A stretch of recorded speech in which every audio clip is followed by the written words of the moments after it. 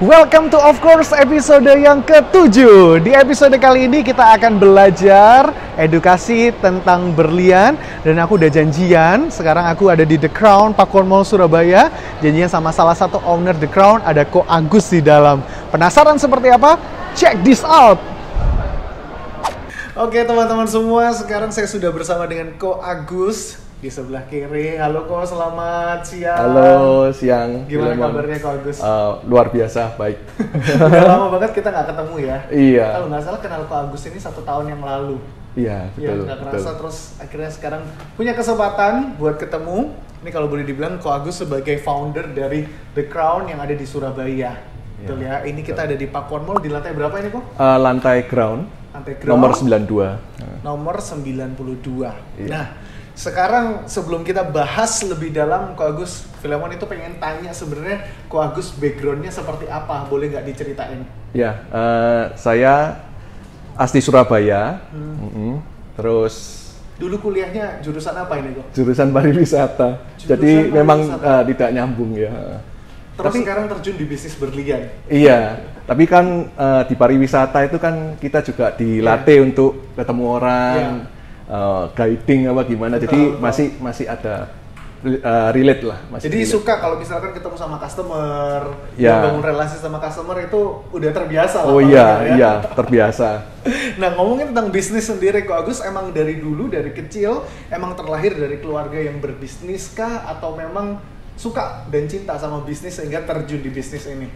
Ya memang sejak dulu itu, waktu saya masih SMP ya, itu saya sering dibawa sama papa mama saya untuk pada saat itu sih di Wijaya Shopping Center. Oke. Itu lama sekali sih saya SMP. Di BG Junction.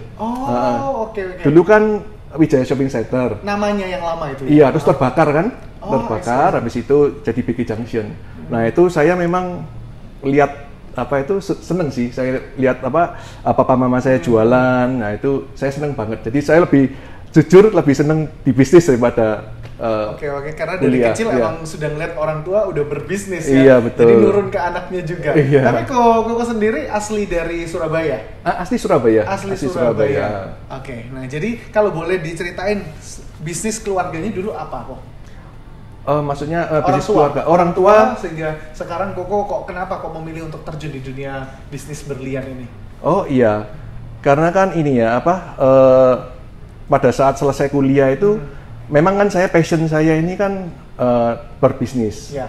Jadi pada saat waktu papa saya minta saya untuk bantu di bisnis berlian ini ya, saya langsung oke saja. Jadi saya memang sudah terjun di dunia bisnis berlian ini langsung. Jadi berawal dari orang tua sendiri, terus sekarang Koko juga menekuni di bidang ini, begitu ya? Betul. Nah, kalau ngomongin tentang The Crown sendiri, ini sekarang kita ada langsung di store-nya milik Ko Agus bersama dengan keluarga. Ini sudah berjalan berapa tahun lamanya, Ko? Kalau untuk The Crown sendiri, itu kita kan berdirinya bulan Mei 2018, berarti 2 tahun lebih. Sudah tapi berjalan. untuk grup kita, grup kita ini namanya Istana Diamond. Oke. Ya, itu kan yang menaungi Prince Jewelry, Rich Jewelry, The Crown Jewelry, sama Marquin. Wow, banyak nah, sekali. ini kita sudah 27 tahun. Jadi mulai tahun 1993. Cukup lama ya. 1993 pertama kalinya itu dari papa sendiri. Dari papa. Dari tahun 93 sampai sekarang 2020 berarti sudah berjalan 27 tahun. 27 tahun dan sudah memiliki berapa store sekarang kok? Sekarang ada 8 store di Surabaya. 8 store tadi nama-namanya juga sudah disebutkan sama Ko Agus ya. Di 8 dimulai dari papa dan The Crown sendiri ini benar-benar Koko as a founder ya, sebagai pemilik dan salah satu owner. The Crown sama apa kok? Kalau nggak salah Koko ada 2 yang Koko tangani. Yang saya handle ini The Crown sama Crown Jewelry yang ada di PTC. Di PTC, nggak jauh juga. Iya. Kontrolnya gampang. Nah, bicara tentang family business sendiri kok, ini gimana? Susah nggak sih kok menjalankan family business? Apalagi kan tadi kita sebelum ini juga udah ngobrol-ngobrol ya. Kalau misalnya kan Ko Agus sendiri ini 5 bersaudara. 5 bersaudara. Kemudian tadi Koko juga sudah sempat menyinggung dan cerita, akhirnya sekarang semua keluarga 5 bersaudara bersama dengan ipar-ipar, orang tua terjun semuanya jadi satu di 8 store yang dimiliki khususnya di Surabaya ya Ko ya. Iya, sekarang betul. semua cabang ke-8-nya ada di Surabaya. Iya. Gimana? Ada kesusahan nggak tuh untuk menjalankan family business dari orang tua?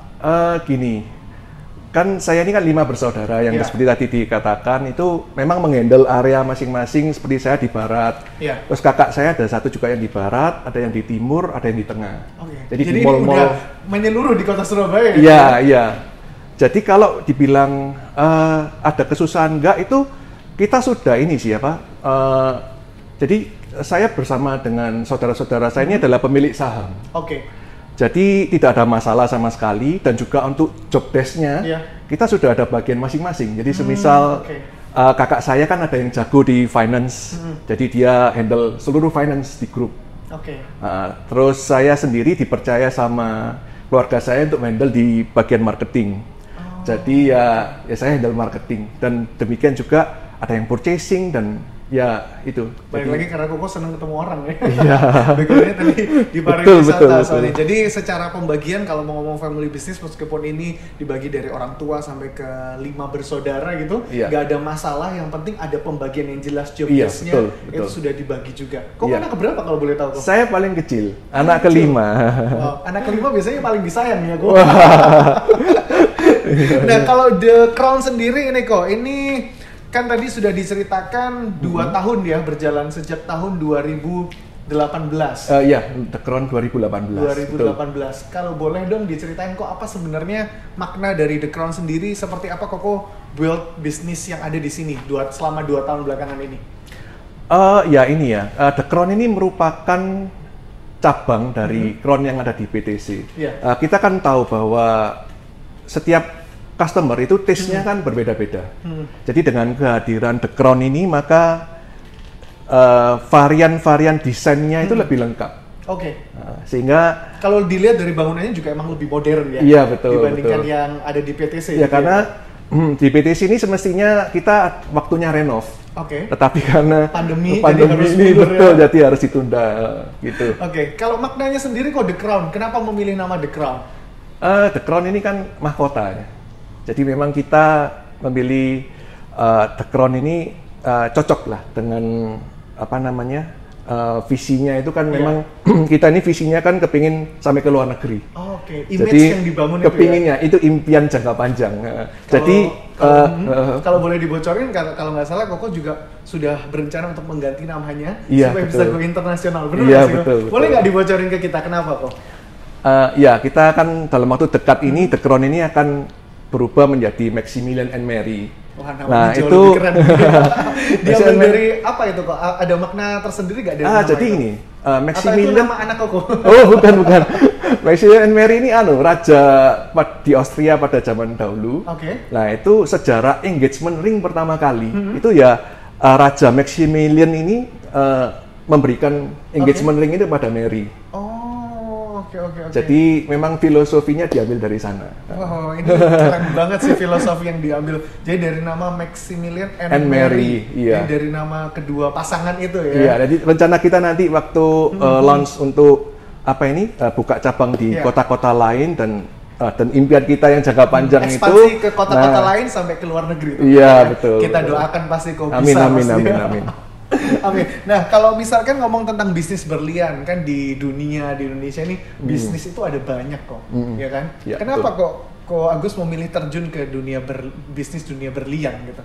Ya, seperti tadi saya awal bilang ya, kalau saya ini memang dari awal itu passionnya itu kan saya melihat, saya ini terinspirasi sama kakak-kakak saya, Iya. jujur. Jadi Karena waktu anak terakhir juga kelima ya, jadi Iya. melihat dari sosok-sosok sebelumnya kan. betul. Jadi saya waktu masih kecil itu kan SMP itu saya dibawa ke toko itu, kakak-kakak saya sudah terjun di sana. Oke. Jadi mereka jualan apa, saya memang sudah ada passion. Pertama kali itu. Yang kedua, alasan saya kenapa kok terjun di dunia berlian, karena memang ini apa, saya terinspirasi juga sama papa dan mama saya. Oke. Karena gini ya, Jadi nggak ada paksaan sama sekali ya kok ya? nggak ada. Boleh cerita sedikit tapi. Boleh, boleh banget kok. Justru aku sangat suka kalau mendengarkan cerita. Ya, jadi gini apa, Papa sama mama saya ini sangat luar biasa. Membesarkan anak-anaknya itu penuh perjuangan yang berat. Jadi pada waktu dulu itu sebelum toko berlian ini merintis dari nol. Jadi waktu itu masih jualan apa namanya rujak. Tahu ya rujak? Rujak kan makanan khas Surabaya. Iya, kan rumahnya rujak cingur tuh. Rujak cingur. Mama saya paling pandai itu.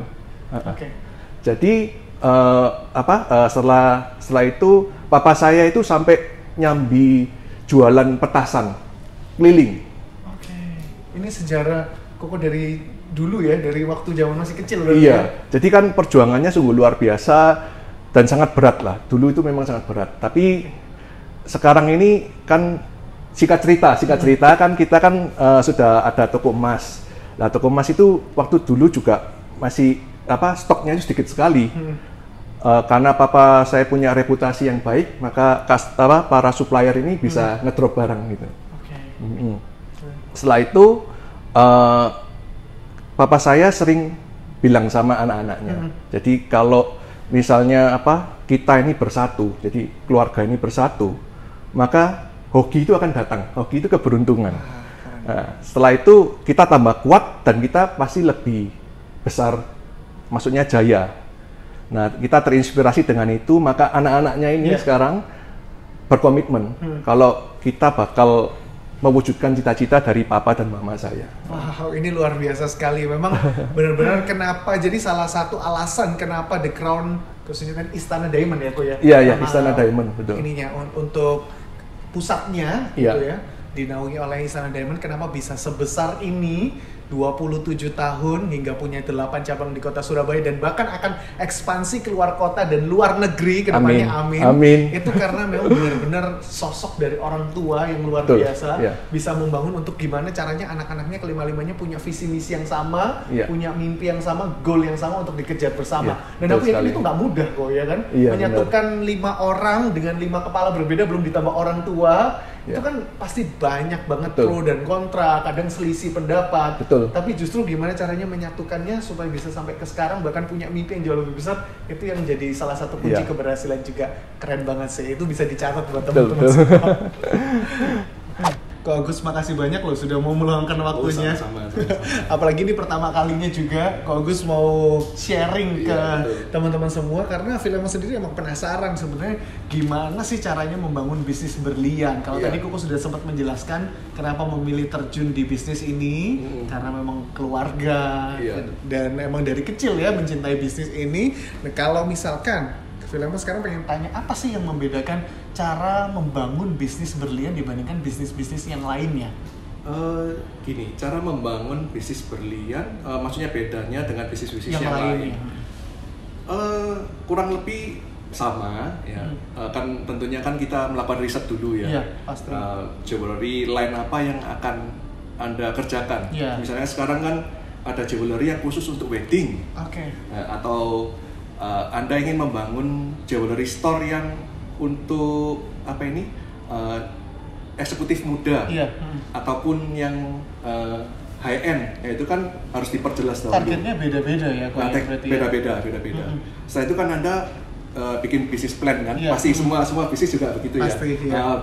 Bisnis plan ini kan ada strateginya, mau strategi apa aja, terus USP-nya atau diferensiasinya, dan permodalan ya.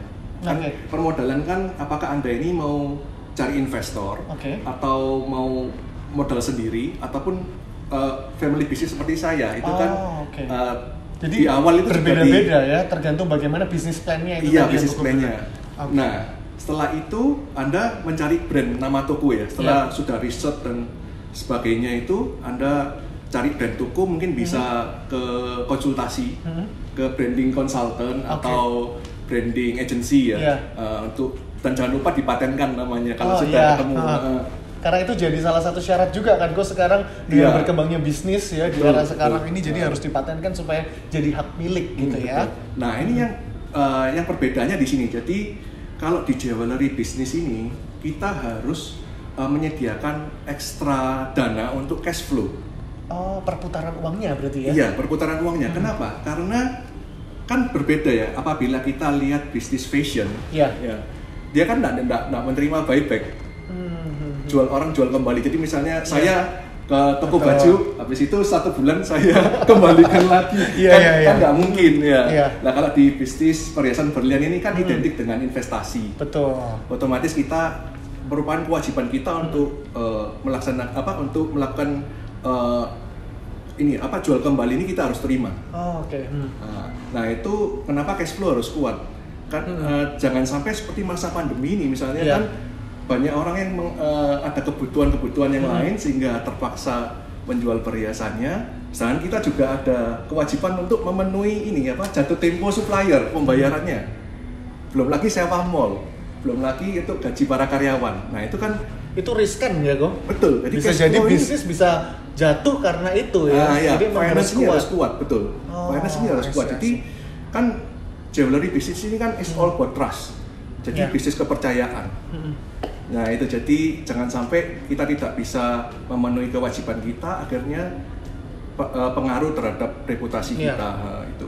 Dan tentunya yang terakhir sama dengan bisnis-bisnis yang lain yaitu marketing, branding ya, dan juga promotion. Itu Anda harus memiliki tim yang bisa diandalkan. Gak bisa dipungkiri di era sekarang itu harus diperkuat juga karena pesaing kompetitor semakin banyak. Betul ya kok ya. Oke. Nah, Ko Agus Philemon ini orang yang awam sekali, nggak tahu apa-apa tentang berlian. Jadi hari ini boleh kita sambil belajar ya. Kalau Philemon sempat pelajari, baca di artikel, nonton juga di beberapa YouTube. Itu kalau misalkan bisnis berlian yang perlu diperhatikan itu ada yang namanya 4C ya, Ko ya. Betul. Itu yang paling basic, paling dasar. Boleh dong Ko diceritain 4C yang diterapkan juga di The Crown ini? Iya.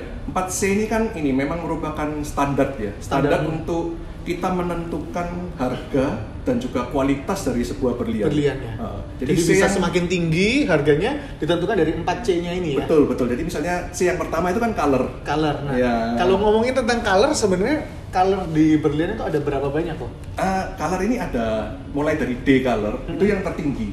Jadi D color ini kalau orang-orang bilang itu yang paling putih. Tapi semestinya itu colorless, jadi tidak berwarna. Oh, jadi ibaratnya kalau semakin putih dia semakin mahal. Semakin mahal, betul. Habis D, E, F, sampai Z. Kalau orang bilang katanya kayak kunci gitar ya, gue ya. Betul. Tinggi sampai yang ke bawah. Yang paling tinggi berarti D ya. D color. Nah, D ini artinya 100% putih. E itu artinya 99% putih. Kalau F itu 98 dan sampai seterusnya. Seterusnya ini lebih kuning kalau sudah di bawah. Nah, kalau untuk The Crown sendiri itu mulai dari D sampai F yang kita jual. D sampai F berarti dari yang paling putih sampai hampir ke warna kuning ya, kok ya? Atau tetap kalau putih? F ini tetap colorless. Jadi dia 98% colorless.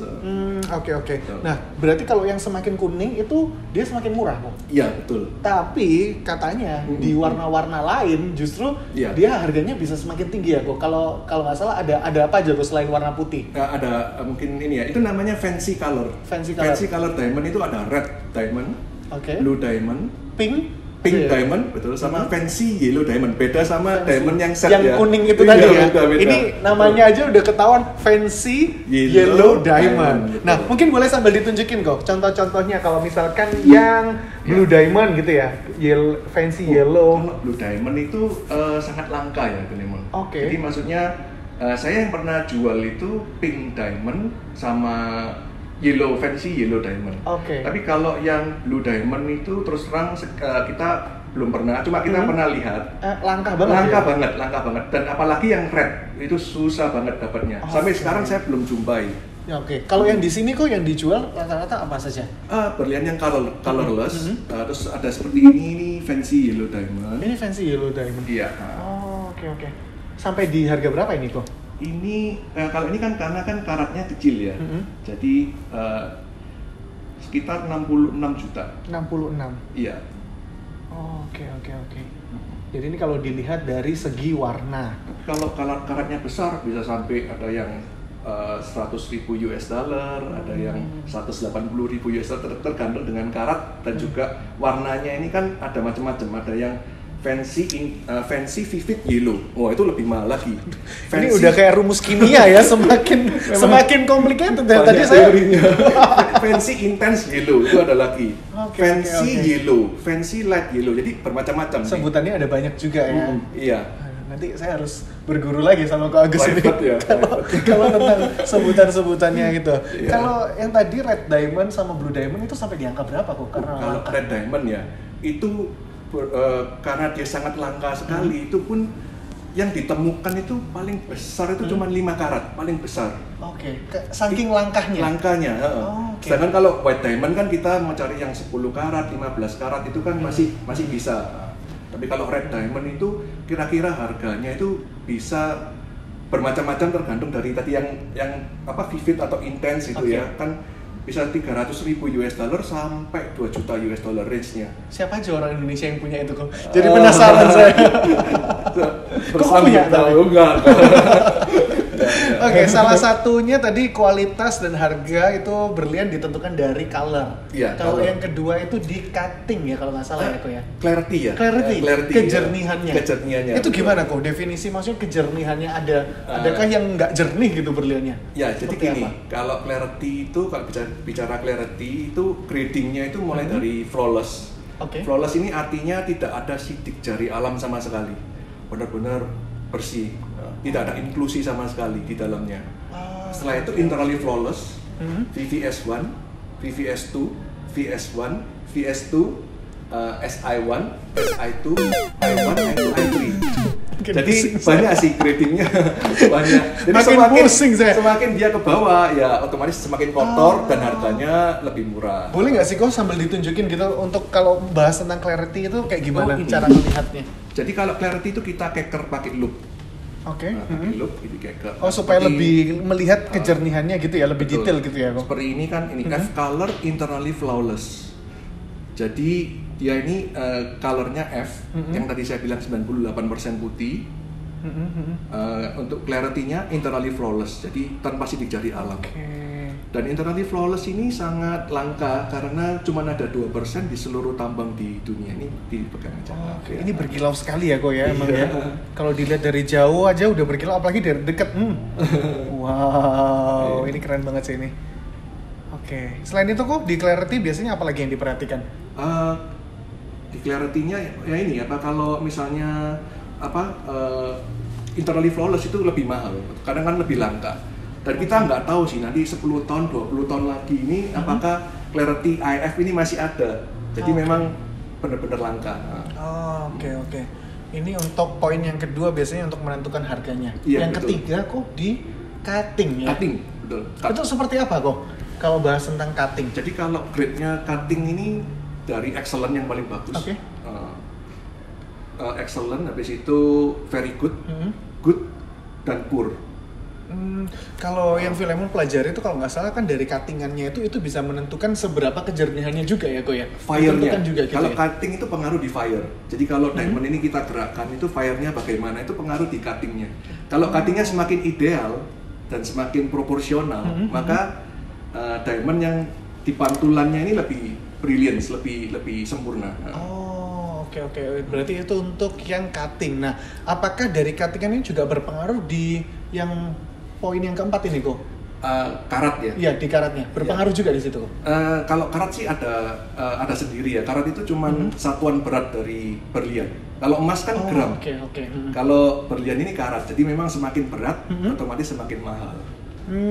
Oke. Berarti kalau dari karat sendiri, kalau ngomong tentang karat, perbedaannya sama yang emas yang itu tadi ya kok ya? Iya, Kalau gram. misalkan di emas itu kan ada untuk kadarnya ya kok kalau nggak salah berapa persen. Apakah itu juga berlaku di berlian?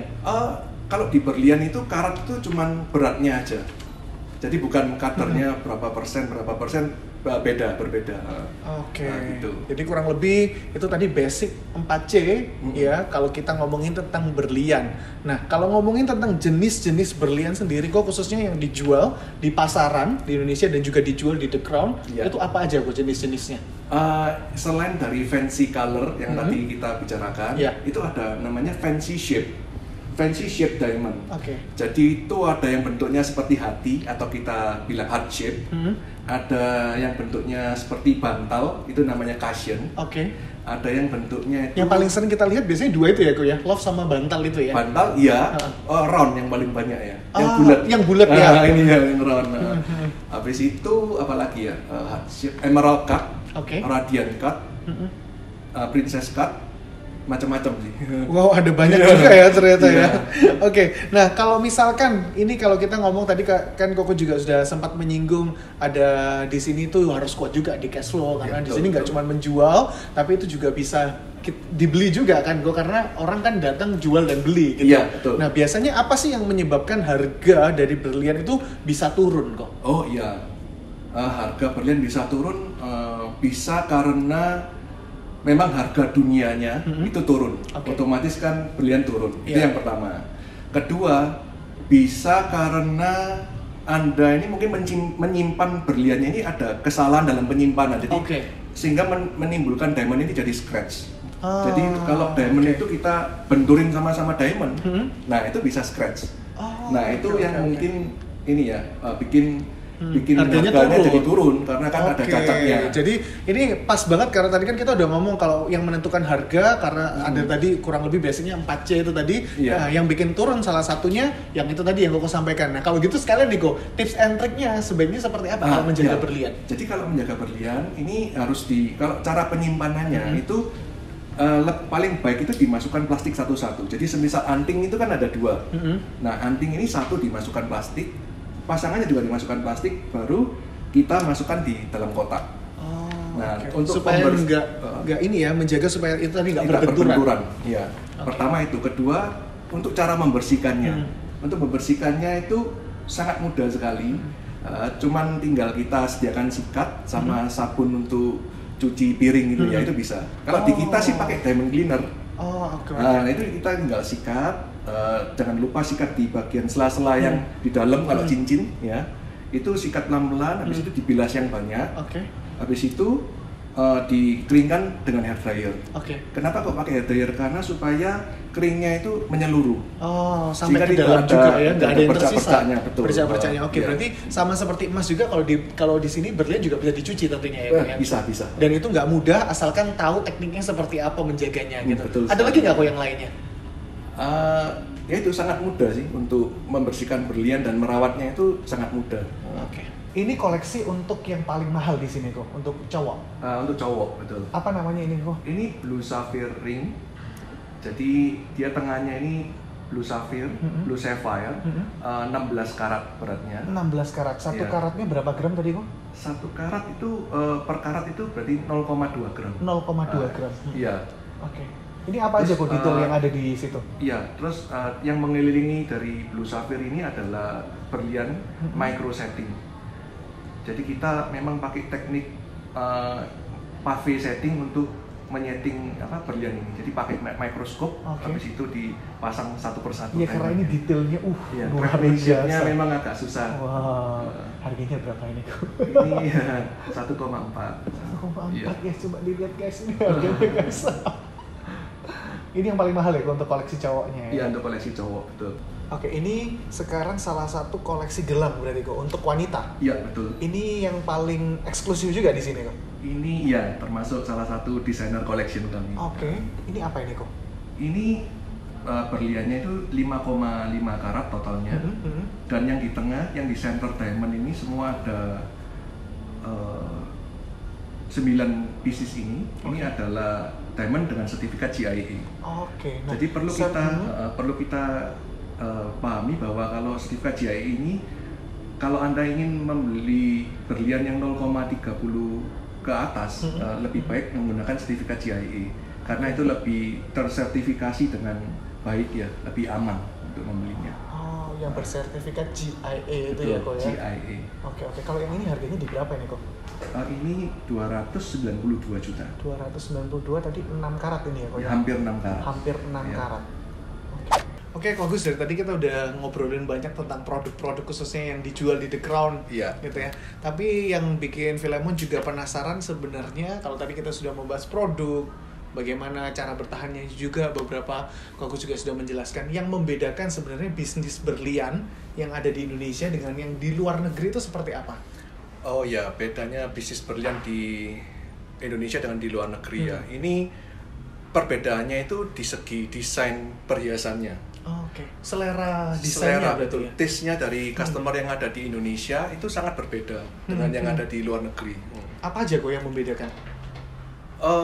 Kan mungkin kan kalau kita lihat pameran-pameran jewelry di luar ya itu kalau di sini itu lebih seneng yang simple. Tapi kalau di luar negeri itu seperti ada yang di Hong Kong, ya itu kan terlalu fashion. Oh, oke. Jadi sehingga terlalu unik ya. Ya, kalau di Indonesia ini orang itu lebih suka yang simple gitu yang ya? Daily use ya. Gitu. Oke.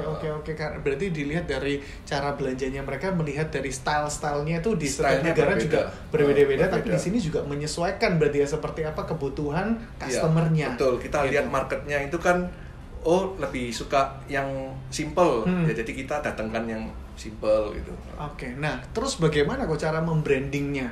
Karena kan kalau tadi kita juga sudah sempat bahas ya, marketing itu harus sangat kuat dan penting sekali di era seperti sekarang. Kalau caranya Ko Agus membranding The Crown sendiri seperti apa? Ya, kita sering banget melakukan kegiatan branding. Tapi yang branding yang kita lakukan ini bukan hanya sekedar branding seperti estetika dari grafis lah di sosial media, bukan sekedar estetika logo. Yang kita lebih lakukan brandingnya ini lebih ke intangible, jadi tidak bisa dilihat. Jadi gimana cara para jewelry consultant kami, tim kami ini mendeliver promise. Jadi message-nya itu harus benar-benar dapat ke calon customer ataupun pelanggan. Ini juga yang membedakan dengan bisnis yang lainnya ya, Ko ya. Iya. Ya kan, karena ini ngomongin tentang berlian gimana. Karena kalau kita bicara branding kan luas banget ya. Betul. Maksudnya kan bukan sekedar interior bagus atau gimana, tapi gimana penampilan dari jewelry consultant kami, bagaimana empati mereka untuk menghandle customer, relationnya bagaimana, itu all is branding. Kebersihan toko dan semuanya.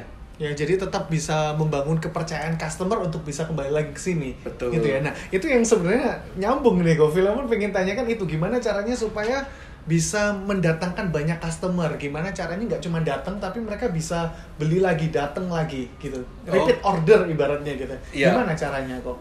Ya kalau mengenai itu kan kita kan sering kali keep in touch dengan customer kami. Jadi relasinya dibangun juga berarti ya dengan customer. Betul. Jadi kita paling penting kan kita tidak hanya jualan, tetapi yang paling penting juga relationship dengan customer. Jadi paling tidak kalau mereka para customer ini mencari perhiasan berlian, otomatis ya nama kita pertama kali yang di benaknya langsung muncul gitu ya. Harus ke The Crown nih kayaknya. Jadi kalau misalnya dia anak saya mau merit gitu ya, pasti ya kita cukup diperhitungkan. Kebanyakan customer yang datang ke The Crown itu kebutuhannya apa kok? Atau memang dari awal kok aku sudah menentukan ini khusus untuk wedding, khusus untuk engagement, atau seperti apa sebenarnya? Kalau kita 70% kita memang ngeset toko ini sebagai bridal jewelry. Jadi kita ini spesialis di engagement ring, wedding ring, dan juga perhiasan yang set. Tipai ya namanya, yang satu set itu. Jadi ketika customer datang langsung bisa ditawarkan kira-kira emang kebutuhannya apa, dan di sini sudah menyediakan untuk kebutuhan itu. Nah, sekarang Ko Agus, kalau kita ngomong tentang pandemi ya, nggak bisa dipungkiri nampaknya seluruh aspek bisnis gitu ya, segala bidang itu terkena dampak. Pertanyaannya, Ko Agus sendiri, The Crown sendiri ini terkena dampaknya nggak sih, Ko? Iya, karena kan bisnis dari perhiasan berlian ini kan bukan kebutuhan pokok ya. Jadi otomatis kita sangat terpengaruh sih. Terdampak juga ya. Tapi ya kita bersyukur lah untuk akhir-akhir bulan ini saya lihat dari laporan itu penjualan udah mulai bangkit lagi ya. Ada cukup peningkatan lah. Karena ini menuju ke akhir tahun kok. Orang-orang udah mulai banyak yang engagement dan wedding lagi. Saya sendiri sebagai MC mulai terasa ini. Good news ini. Udah mulai bulan depan September itu udah mulai, apalagi Oktober itu ada tanggal cantik kok. Nggak tahu di sini mungkin banyak banget yang kebutuhan untuk 10 20 20. Itu 10 Oktober besok itu banyak banget yang mau engagement dan juga wedding. Jadi kalau ngomong terdampak pasti terdampak. Tapi sekarang udah mulai bangkit lagi karena nggak bisa dipungkiri kebutuhan wedding itu nggak akan pernah berhenti. Ya, orang engagement akan terus jalan gitu. Tapi kalau membandingkan dulu masa-masa pandemi, kalau saya nggak salah Maret sampai sekarang ini udah 5 bulan kan, Ko ya? Penurunannya sampai berapa persen sih, Ko? Mungkin dulunya kejual berapa piece, sekarang jadi berapa? Kalau dulu sebelum pandemi ya, Filemon itu mungkin bisa 10 sampai 20 pieces per hari. Per harinya. Dan biasanya kalau di weekend mungkin jauh lebih tinggi ya? Iya, iya. Apalagi kalau kita pas ada event gitu.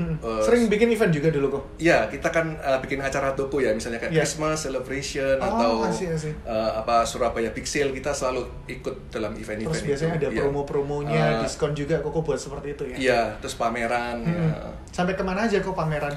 Kita pameran di banyak kota ya, sampai ya Makassar, di mana Bali, Jakarta, dan kota-kota lainnya.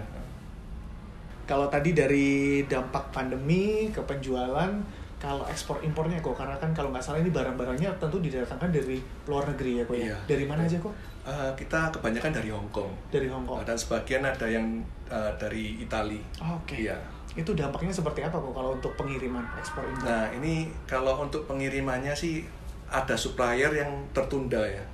Tadi kamu juga sempat cerita ada beberapa pemesanan customer juga akhirnya harus tertunda gitu. Iya, tapi untungnya kan ini customer bisa mengerti dengan penjelasan kami kan memang ini, dan customer mengerti kalau ini bukan maksudnya itu kan kondisi ini kan merupakan di luar kendali. Iya, di luar kendali. Jadi mereka juga bisa mengerti. Betul. Jadi ekspor impornya juga terdampak, tapi sebisa mungkin Koko juga bersama dengan tim mengontrol itu semua. Iya, betul. Gitu ya. Nah, selanjutnya kalau misalkan tadi kita udah bahas banyak tentang produk, tentang branding, nggak bisa dipungkiri kompetitor banyak ya kok ya. Iya. Semakin hari semakin banyak yang bermunculan, yang baru-baru gitu. Nah, sebagai The Crown sendiri ini ya, kalau ngomongin tadi Istana Diamond itu kan udah lama nih, sebagai pemain lama nih kok, melihat pemain-pemain yang baru nih, kompetitor seperti apa cara menanggapinya, terus strategi yang selalu ditonjolkan, yang diunggulkan sama The Crown dan Istana Diamond itu seperti apa kok? Iya, tadi kan sudah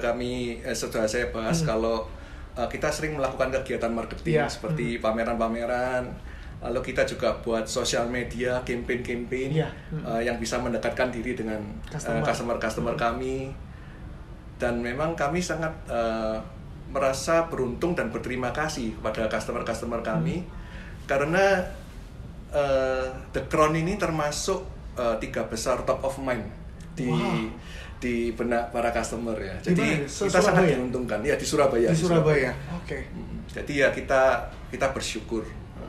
Ya, itu tadi mempertahankan kualitas dan juga menjaga kepercayaan customer itu juga penting dalam bisnis ini ya. Reputasi juga penting sekali. Nah, mungkin di terakhir ini Kak Agus boleh nggak sih kasih alasan buat teman-teman yang nonton hari ini, buat mereka yang sekarang lagi nonton, seberapa sih pentingnya mereka untuk investasi yang namanya berlian?